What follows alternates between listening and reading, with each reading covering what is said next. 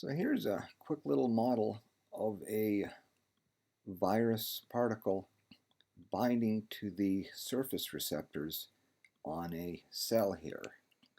So basically what I did is I created a little virus particle, and then I created a type for these receptors, and I bound these receptors to the surface of this cell with an explicit potential. And then we start off the virus particle at some location, and then because it sticks to these receptors, and ends up getting pulled in.